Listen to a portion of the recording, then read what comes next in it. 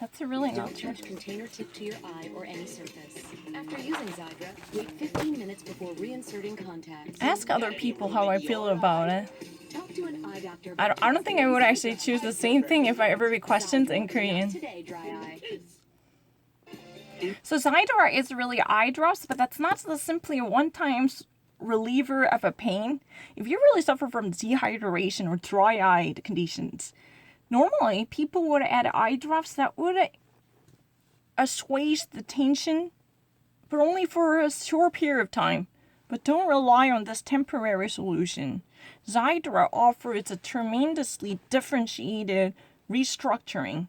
So it offers lasting moisture that would never easily go off. You can simply adopt this feeling, but that would last much longer because it actually tackles the underlying problems, which actually opens up the lacrimal gland. So more of a moisture would have come out of a gland, so it would actually get down to the roots of the problem. So it's not just actually having a little bit of water added to the surface of your eyes. It offers a much underlying solution to the problem.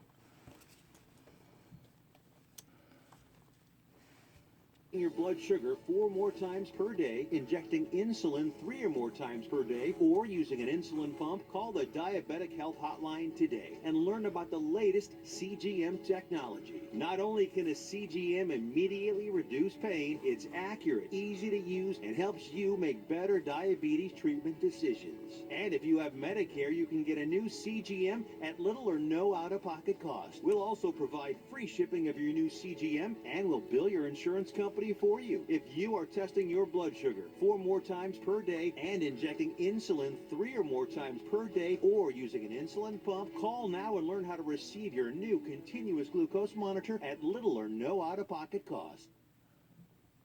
I'm Dr. Sanjay Gupta. No, I know the tonality really well. Don't worry.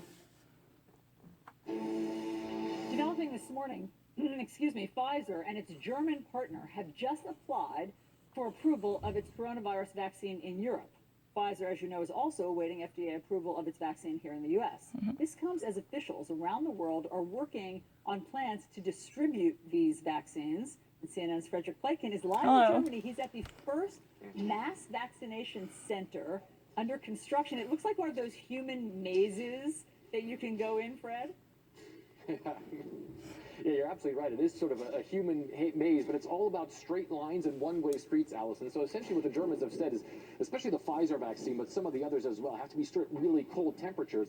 So why not build a big place where you have a lot of freezers and you can actually put thousands of people through here to get vaccinated here. And it's all about one-way streets. They're building 10 of these, what they call vaccination streets, that essentially go this way. And I just want to take you through really quick, because it's quite interesting. You have this first room right here, where everybody who's going to get the vaccine sees a doctor, and they ask them about any sort of prior conditions, any medical conditions they might have, which could pose a danger to getting vaccinated. Then you move over here to one of these 4 rooms here, and this is where you get the actual vaccination jab. And the reasons why the Germans are putting 4 rooms in here is, for instance, you'll have one person who's taking off their shirt to get vaccinated, another person who's putting it back on to make it more efficient and be able to bring more people through here. And then if we move on, and by the way, all the guys who are constructing this are from the German Technical Relief Agency. They're all volunteers, and they're doing all this constructing under pandemic conditions. That's why we're all wearing these FFP2 masks in here. Oops, sorry, just put over some nails here. And then finally, people go to this final area out here, and this is the recovery area, or rest area as they put it. After people get the vaccination, they stay here for about 15 minutes, and they're again monitored by medical personnel to make sure they don't develop any massive side effects in the immediate aftermath of getting the vaccination. So this is the way that they've thought through this process of how to get people through here, make sure a lot of people can get the vaccine without obviously getting the coronavirus when they come through here. And they say once this is finished, which is about the middle of December, they'll be able to vaccinate about 1,000 people in this center every day. And of course, Germany is constructing dozens of these around the country to solve some of those logistical challenges of those ultra cold stored vaccines, Allison. Fred, that show and tell is so helpful. I mean, we really get it, how it's going to work there. So thank you for a little glimpse into possibly our future as well. So this is really easy for me to understand that, because this is a human maze, because everything is so labyrinthine. Right now, it's really one way out. If you ever come in, there is a one single passage that would be allocated for possible human traffic, these are really the people who've been actually partaking in this construction building. They were actually, scouted from German technological workers for the technical relief work, mostly based upon the voluntary works. So this type of show and tell exhibition truly help us to better understand and imagine what it is really like to have this type of vaccine center truly in our near vicinity, right? It would actually eventually be built here in South Korea or here in United States, here and there, everywhere. We're going to have this type of a mass vaccine center, but Germany is at the forefront of it. Germany is right now envisioning to have thousands of people vaccinated per day. This is, the original initiative that has been planned apart by German government. And right now, across the German, dozens of vaccine centers like this are being built at this moment. If you ever actually see this, there are 4 different rooms that are actually, particularly being built. This particles are actually normally compartmentalized into 4 different sections, and that way, one can actually take off their shirts, one can actually, get vaccinated, and one can get a shot in the arm. Literally, in American English, shot in the arm, that actually, they get actually boosted energetically. But in this way, we are talking about shot in the arm, getting inoculated and immunized. Then there was another waiting room reserved, and this is a place for the observation. After the vaccination, those people who are inoculated, they're going to be watched briefly about 15 minutes. That's really the amount of time. Not really necessarily that brief, but, given the actual period, it's a relatively short amount of time.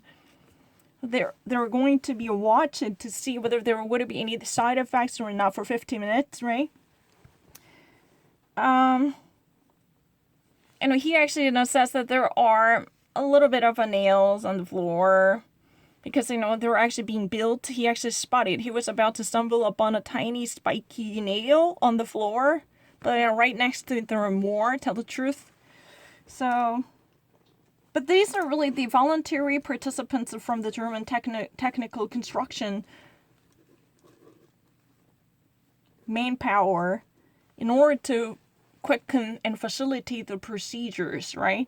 So everyone is right now wearing an FFP2 mask, so no tiny particle could even infiltrate into the mask covering. And it's very easy for me to understand. There isn't nothing that's been actually difficult, because Pfizer and BioNTech, in cooperation, they right now applied for the vaccine approval in Europe. This morning, the Pfizer and BioNTech sent out their application form for the final approval from the European authorities. So Germany is right now at the vanguard of building and constructing mass vaccine centers, so lots of people could be vaccinated once the distribution would be officially traded. And once you actually step into this region, because right now more constructions are being done, so you see that many of the partitions are being built up to actually compartmentalize these areas into 4 different rooms, because there would be someone there are certain people who are likely to change their clothes in between. Somebody would actually get vaccinated, or somebody actually would go through a medical checkup, and these type of multifunctioning, multi-purpose areas are being separated to hike up the efficiency. That's what it is about. And, he actually said that there was a nail. And still, these people are voluntary workers who actually decided to risk their life, because, in the midst of a pandemic crisis, it's very tough to surround themselves with lots of construction materials where no proper ventilation could be guaranteed. So they've been all wearing this FPP2 masks, which are really the most secured version of a mask for regular folks, right? And Germany is planning to have at least 1,000 people per day vaccinated from one vaccine center. And right now, across the German, at least dozens of mass vaccine centers are being built right now. So per day, the daily quota would be approximately 1,000 from each center.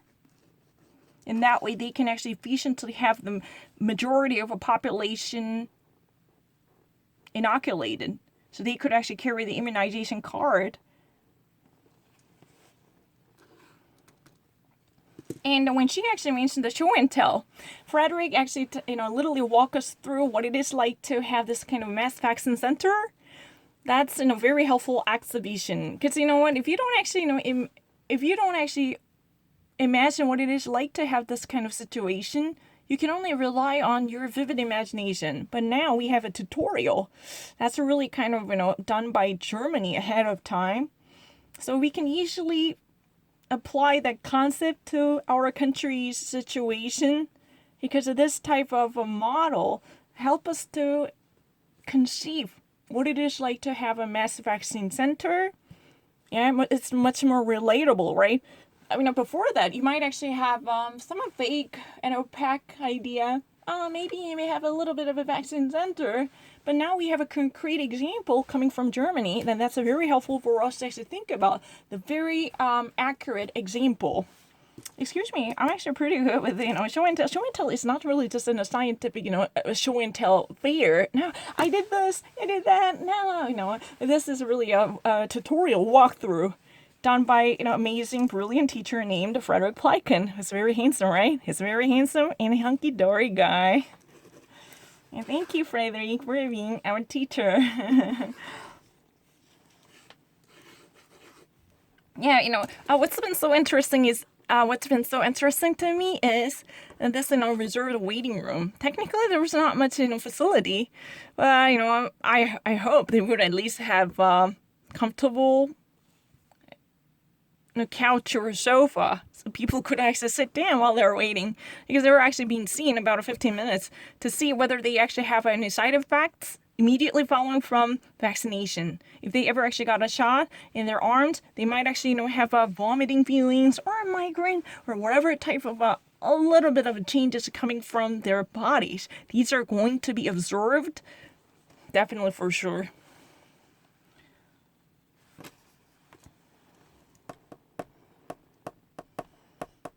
What, Frederick? I'm not lesser than you.